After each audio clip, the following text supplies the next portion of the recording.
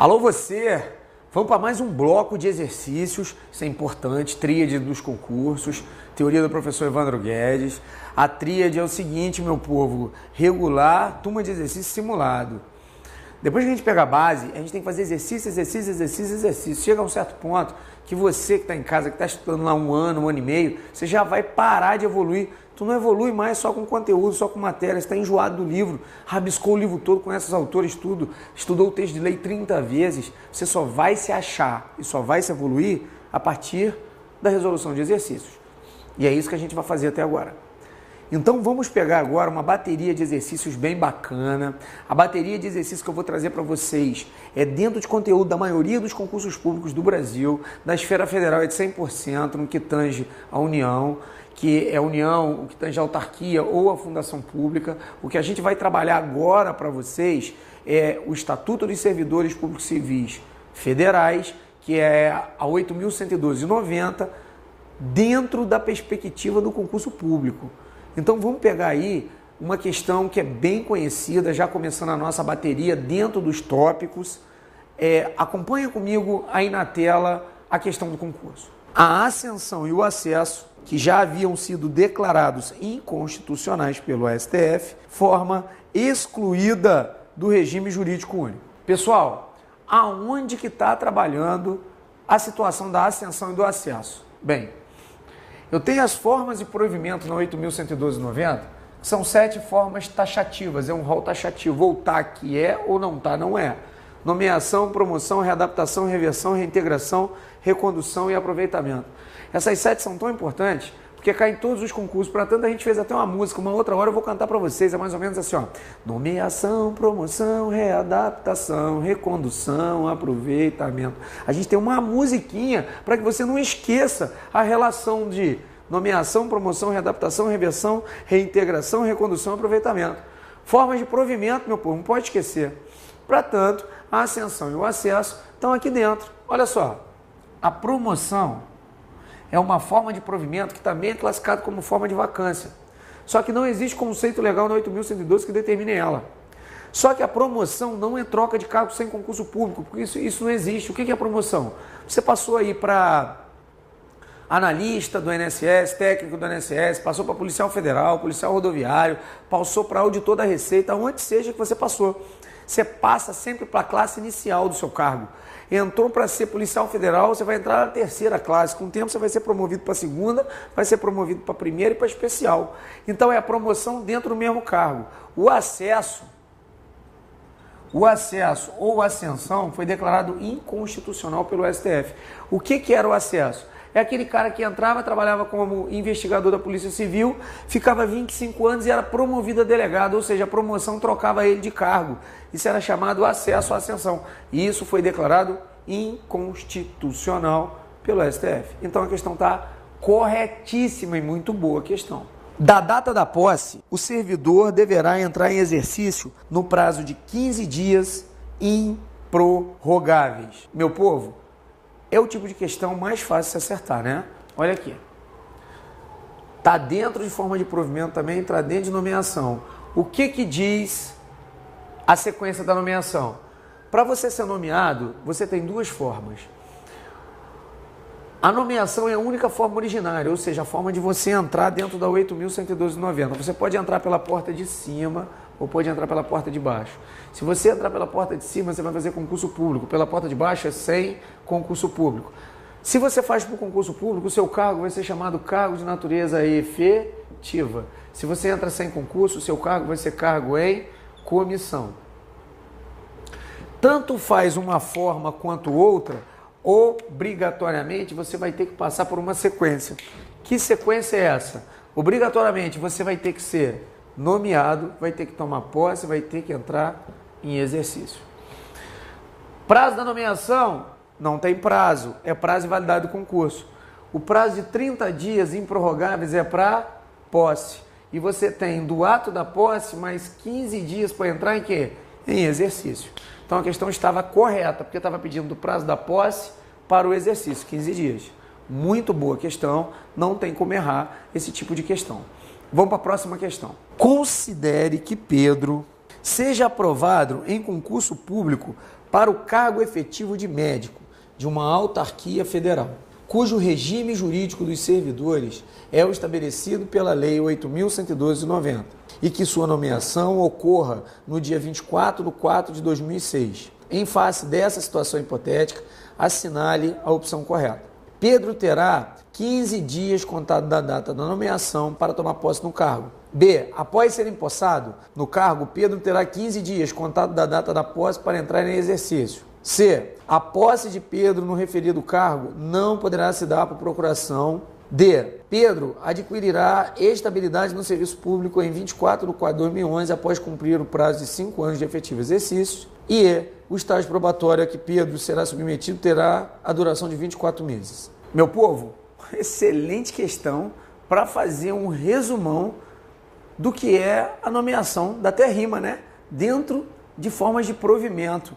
Então, olha só, vamos dar uma olhada ali. Eu fiz um esqueminha para vocês, dei o gabarito já para vocês que eu vou dar ali e vamos trabalhar e fazer uma síntese bem rapidinha. Olha aqui. O gabarito dessa questão é a letra B. Muito boa, mas a letra A, a B, a C, a D e a E tá ligada a tudo que eu vou explicar aqui. Vamos lá, meu povo, olha só. O que ele está trabalhando na questão é a forma de provimento, nomeação e a sequência. Nomeação, posse, exercício. Lembrando que a nomeação não tem prazo, é o prazo de validade do concurso público. Aí você tem que ver qual teoria você está usando. Se você está usando a teoria da expectativa de direito, não tem prazo para nomeação. Se você está usando a teoria do direito subjetivo de nomeação, tem prazo sim. O prazo da nomeação é o prazo de validade do concurso público. Depois de nomeado, que é o chamamento para posse, você tem 30 dias para posse. Então esse prazo de 30 dias é para posse. O prazo é fatal e improrrogável. Perdeu, já era. Depois que toma posse, você tem 15 dias para entrar em exercício. Se você perder esse prazo de 30 dias, torna-se sem efeito a nomeação. Se você perder o prazo de 15 dias, você é exonerado do serviço, não é demitido, hein? Toma cuidado, exonerado. Só que esses prazos aqui você pode o quê? Declinar. Ou seja, você tem 30 mais 15 para começar a trabalhar, mas nada impede que você seja nomeado, tome posse no mesmo dia, entre exercício no mesmo dia. A posse pode se dar sim por procuração específica, pode se dar por procuração específica, ou seja, você pode dar uma procuração no nome do seu pai, por exemplo, ele tomar posse no seu lugar. Só que o exercício é personalíssimo, só você pode tomar posse.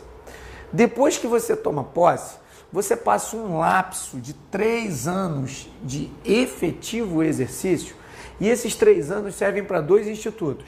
Serve para a estabilidade, que está no artigo 41 da Constituição Federal, e serve pelo estágio probatório, que está no artigo 20 da Constituição Federal, mais decisão do STJ. Toma cuidado, se você for ler literal o artigo 20 da 8.000, vai estar dizendo 24 meses. Isso não vale mais. O que vale é a decisão do ministro Félix Fischer, do STJ, que diz que o prazo do estágio probatório é de 3 anos. Então, prazo da estabilidade, 3 anos, segundo a Constituição Federal. Prazo do estágio probatório, 3 anos. Aí eu pergunto para você o seguinte, estágio probatório e estabilidade é a mesma coisa? Não. Estágio probatório diz respeito ao cargo público, estabilidade diz respeito ao serviço.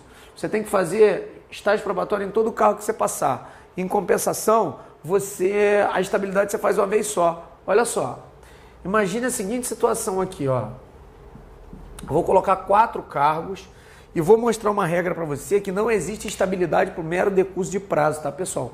Para que você ganhe tanto a estabilidade quanto o estágio probatório, você tem que fazer uma coisa chamada avaliação de desempenho.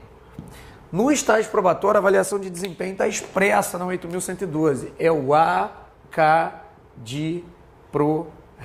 O que é isso? Assiduidade, capacidade iniciativa, disciplina, produtividade e responsabilidade. Então, o que você tem, a avaliação de desempenho está expressa no estágio probatório.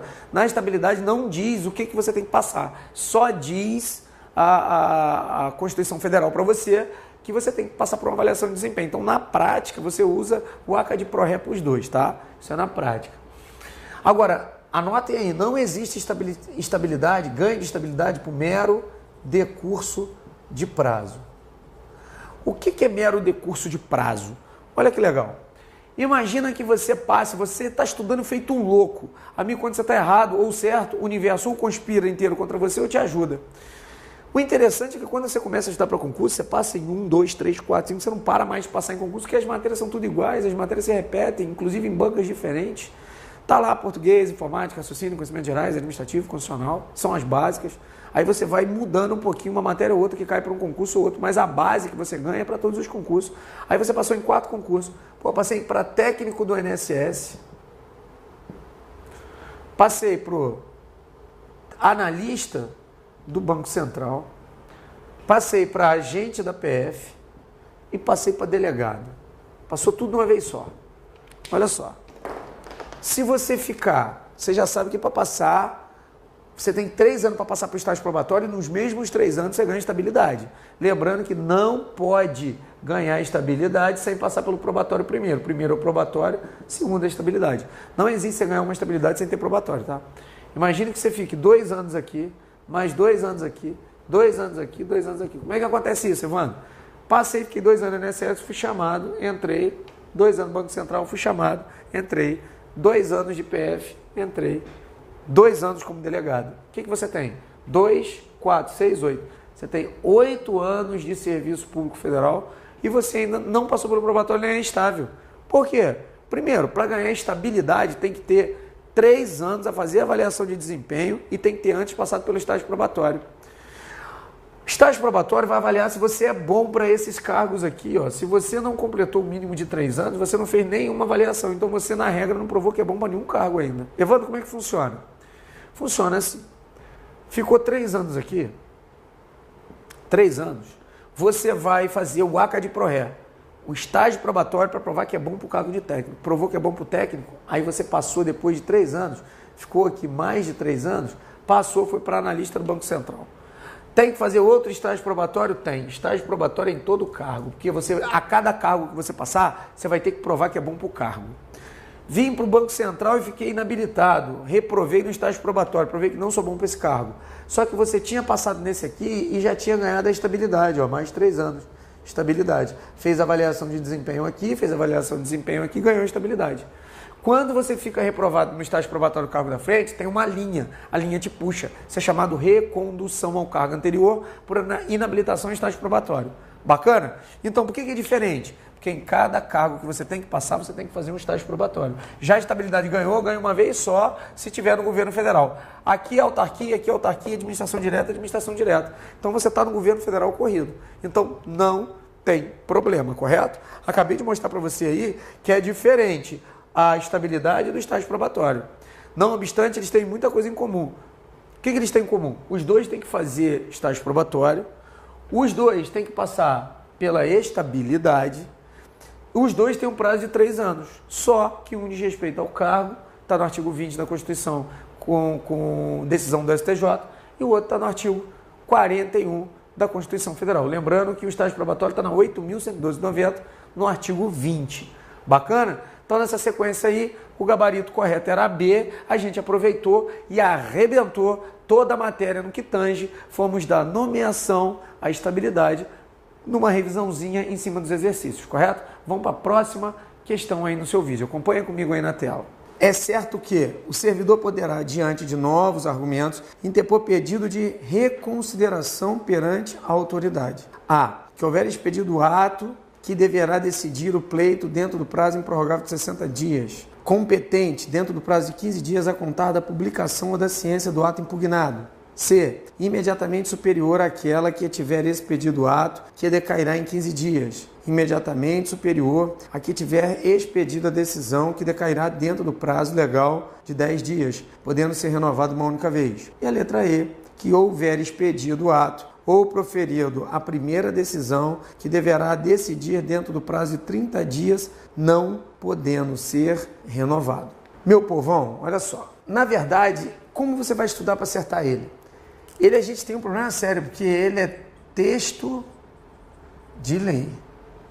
Se ele é texto de lei, você vai ter que se empenhar em saber aonde está o tópico que está sendo cobrado. Por isso que as questões são importantes. Aí você faz o seguinte, olha, eu vou ler as questões e elas vão parecer bem iguais. Fica difícil você chutar se você não leu o tópico ou não estudou o tópico certo. Então, o tópico dessa questão está lá em direito de petição, dentro da Lei 8.112 de 90.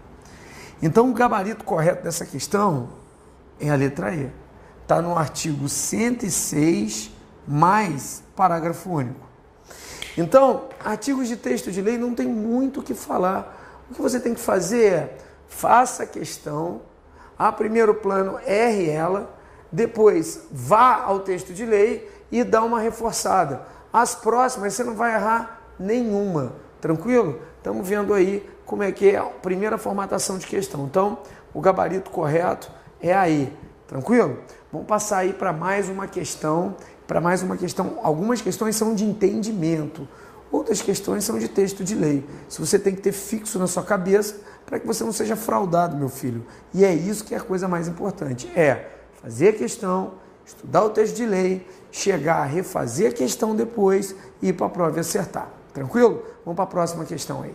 Com relação à responsabilidade do servidor público, é correto afirmar que a responsabilidade administrativa do servidor será afastada no caso de absolvição criminal que negue a existência do fato ou sua autoria. B. A sanção civil, penal e administrativa são dependentes entre si e não poderão, em nenhuma hipótese, ser objeto de aplicação cumulativa. C. A responsabilidade penal não abrange os crimes e as contravenções imputadas ao servidor nessa qualidade. D. A obrigação de reparar o dano estende-se aos sucessores e contra eles será executada, podendo inclusive exceder ao limite do valor da herança recebida. E a responsabilidade civil administrativa resulta apenas de ato comissivo praticado no desempenho do cargo ou função. Bem, esse tipo de questão eu vou fazer o seguinte com você. Em vez de eu ir direto lá na resolução, eu vou dar uma prévia do que seja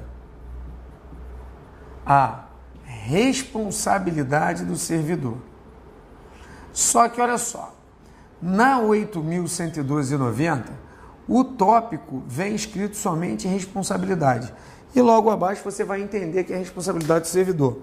Eu vou soltar aqui uma prévia do que seja isso para a gente responder a questão e dentro da explicação vai estar tudo que você precisa para a questão. Porque esse tipo de tópico é muito cobrado, tá? Como diria o Daniel Sena, ele não cai, ele despenca nas questões. Então vamos lá. Eu tenho, o servidor responde administrativa, ele responde civil e ele responde penal ou, se você preferir, criminalmente nas suas condutas. Elas são independentes, mas por vezes elas cumulam-se. Evandro, quando há a acumulação das esferas? A acumulação, na regra, quando houver absolvição. Só que para haver acumulação, a absolvição ela tem que se dar por negativa de autoria ou ela tem que se dar por inexistência do fato. Se porventura essa absolvição se der na terceira modalidade, que é a falta de provas, aí ela não os cumula. Evandro, eu não entendi nada da sua explicação. O direito administrativo geralmente é assim. Se eu tentar jogar só a teoria, você não aprende. Mas se eu jogar a prática junto, eu dei um exemplo, você vai entender. Você imagina o servidor A. Vamos colocar que o cara é um servidor do INSS. O que ele faz? Ele tem a senha do INSS, do sistema financeiro do INSS, do sistema integrado do INSS. Ele vai, durante o serviço, e transfere um centavo, R$1 de cada conta, de cada pensionista para a conta dele. Evandro, o que ele acaba de cometer? Ele acaba de cometer um peculato. Ele, na função pública, subtraiu alguma coisa que não era dele, ou seja, ele cometeu crime. Mas crime contra a administração pública também é tipificado no artigo 132 da 8.112/90 como sendo passivo de demissão. E também ele foi desonesto pela 8.492, que é improbidade administrativa, artigo 37, parágrafo 4º da Constituição também. Então ele cometeu o quê? Improbidade administrativa. Você já reparou que no mesmo ato que foi de pegar dinheiro das outras pessoas, ele vai responder nas três esferas? As três esferas são independentes. Ou seja, o processo administrativo disciplinar, o PAD, que ele vai sofrer é mais rápido, 60 por 60 dias, mais 60 dias. Então o que vai acontecer? Ele vai ser demitido aqui. Olha só, demissão. Então saiu a primeira condenação dele. Logo depois ele pode ser condenado por improbidade administrativa. Aí tem lá, pode ter suspenso os direitos políticos, perda da função pública, ressarcimento erário e ainda tem a medida cautelar de indisponibilidade dos bens. Opa, ele tomou 2 condenações aqui, administrativa e civil. A penal é crime. Se é crime, ele vai direto ou para o Código Penal ou para as leis de contravenções penais. Nesse caso, ele vai para o Código Penal, porque é crime, não é contravenção penal. Aí ele vai responder lá na frente, na esfera penal. Só que até agora, o que eu expliquei foi independente. Por quê? Porque uma não dependeu da outra. Essa veio primeiro condenada, essa veio depois condenado e ainda está esperando aqui a criminal. Até agora está independente. Uma não depende da outra. Aí chegou lá na esfera criminal, que às vezes demora, o cara para ser condenado às vezes é anos. Vamos supor que ele demora aqui 3 anos para ser condenado. Mas lembrando que ele já foi demitido aqui e já tomou uma penalidade, foi obrigado a pagar uma multa civil aqui. Tomou 2 condenações, faltou a terceira. Quando chega na esfera criminal, amigo, dá a absolvição do cara. Evandro, qual a absolvição que deu? Calma, tem 3 tipos de absolvição. O que é negativa de autoria? Negativa de autoria diz que o crime existiu. Realmente tiraram o dinheiro da conta dos pensionistas. Mas, coitado, não foi o A, foi o B. Então o crime existiu, mas não houve, não foi o A. Então deu absolvição por negativa de autoria para o A. Mas o crime existiu para o B. Então o que acontece? Absolvição cabal para o A. Ou deu inexistência do fato. O que é inexistência do fato? Acusar o A de ter pego o dinheiro, mas na verdade ele não pegou. Ele foi condenado injustamente. Ou seja, nesse caso aqui, de negativa inexistência do fato, nem o crime existiu. Então, esses 2 tipos de absolvição aqui são considerados absolvições cabais, ou seja, não restam, não sobram dúvidas. Então, automaticamente, tem que vir e cancelar administrativa e civil. Ou seja, o cara foi demitido, ele vai ter que retornar ao serviço público. A gente já estudou na forma de provimento, que o nome disso é reintegração. É a volta do servidor se ele for estável, tá? Se ele não for estável, o nome é só volta por decisão judicial. Então, vinculou as esferas. Agora, se a condenação dele se der por falta de provas, aí, amigo, o cara está lascado. Foi demitido, permanece demitido, foi condenado a pagar, continua condenado a pagar, mas na hora não fica preso. Porque essa falta de prova não vincula as esferas. Então, o que acontece? O gabarito da resolução é A. Se você pegou a explicação, não tem nem o que falar. Tranquilo? Agora, as esferas são independentes. Eu já disse para você, ela não é dependente, ela é independente. Funciona como crime também, mas como contravenção, já foi falado. A extensão da reparação do dano vai aos sucessores, mas somente até o valor do patrimônio transferido. O que é isso? Imagine que você causou um prejuízo de 10, tá? E na hora os seus bens que você morreu, transferiu para o seu pai, era só 5. A administração vai cobrar até esses 5 mil só. Daqui para cima a administração toma prejuízo, só pode cobrar até o valor do patrimônio transferido. E outra, não só vale para ato comissivo, o ato comissivo é ação, vale também para ato omissivo. Tranquilo? Boa questão, esclarecemos aí uma dúvida gigantesca que cai em várias questões. Vamos partir para a próxima aí. Com relação às penalidades disciplinares, é correto afirmar que configura abandono de cargo a falta ao serviço sem causa justificada por 60 dias e interpoladamente durante o período de 12 meses. Será cassada a aposentadoria ou a disponibilidade do inativo que houver praticado na atividade, falta punível com demissão. Se entende por inassiduidade habitual a ausência intencional do servidor ao serviço por mais de 30 dias consecutivos. D. Será sempre aplicada a penalidade de demissão em caso de reincidência das faltas puníveis com advertência.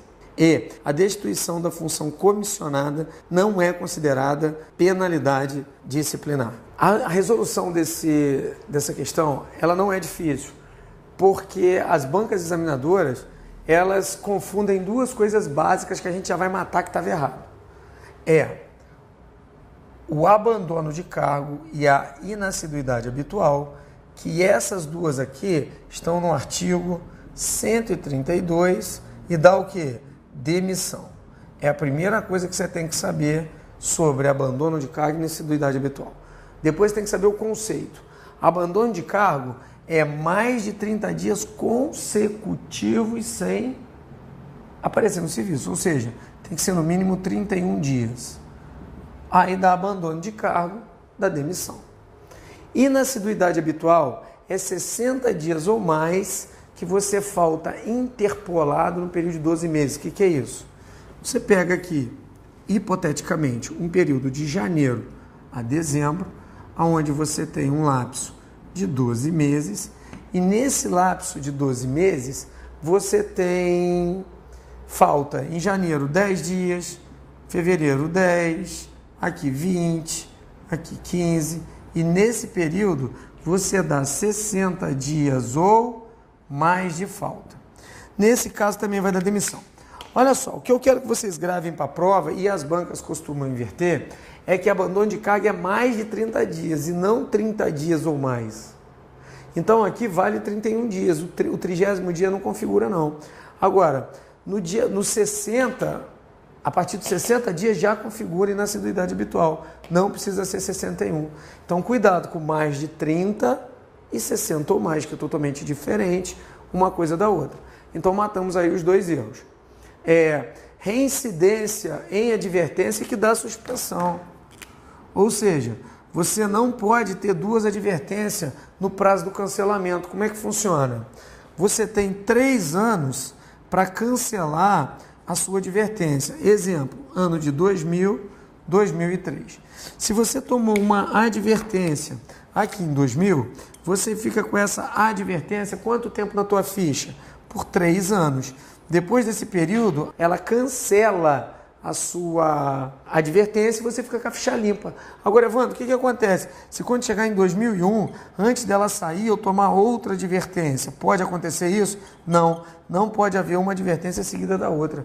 Essa segunda advertência, automaticamente, ela é convertida em suspensão. Tranquilo, essa daí também não tem problema. Destituição é penalidade sim, meu povo. Sabe por quê? São 7 o rol de penalidades. Quais são as penalidades da 8.112,90? Advertência, suspensão e demissão. Cassação da aposentadoria, cassação da disponibilidade, destituição da função de confiança e destituição do cargo em comissão. São 7 penalidades expressas na 8.112D, 90. Destituição, então, configura a penalidade. Estava errado porque dizia que ela não configurava a penalidade. E está aqui a cassação como gabarito na letra B, que é a questão correta. Tranquilo? Passamos dessa fase aí, vamos para a próxima questão. A ação disciplinar em relação à infração punível com demissão e as infrações puníveis com suspensão prescreverá respectivamente em... Aqui é uma coisa que eu estou cansado de falar quando você pega o meu curso completo lá. Quadro da prescrição. Eu vou ensinar para você, eu vou falar o quadro da prescrição, você vai gravar e não vai mais errar. E alguns dados acessórios, é claro, né? O que é prescrição? Prescrição é a perda do poder de punir do Estado. Ou seja, depois de um tempo ele não pode mais te punir. Se ele demorar muito tempo, ele não pode mais. Agora, como é que funciona na regra geral? Para advertência, o prazo da prescrição são 180 dias, suspensão 2 anos, demissão e cassação 5 anos. Agora, quando passa a contar essa coisa? Passa a contar a partir do conhecimento do fato pela administração. Mas, Evandro, como é que funciona que eu não estou entendendo? Eu vou jogar um exemplo prático para você, você vai entender. Olha aqui. Imagina que o servidor A, em janeiro do ano de 2000, ele... Evandro, por que você fica usando o ano de 2000? Porque é redondo, né, meu filho? Se ficar um ano redondo assim, fica mais fácil de calcular. Se eu chegar para você que está estudando e perguntar quanto é 2012 mais 6 anos, você vai se embolar todo, porque você está todo enrolado com um monte de matéria. Então vamos botar aqui o ano de 2000, fica mais fácil, né? Então beleza. Olha só, o servidor A, em janeiro, no dia 1º de janeiro de 2000, ele cometeu uma falta passível de advertência. Mas ninguém ficou sabendo. A administração não ficou sabendo, ele cometeu a falta, ficou quietinho. Quando chegou em 2001, dia 1º de janeiro de 2001, alguém da administração pública achou uma fita de vídeo onde mostrava que o cara, há um ano, tinha cometido a falta. Ou seja, eu tenho a época do fato e eu tenho a época do conhecimento do fato pela administração. O prazo da prescrição, os 180 dias, nesse caso da advertência, passa a contar não de quando aconteceu, mas de quando a administração tomou conhecimento do fato. Daqui começa a contar os 180 dias.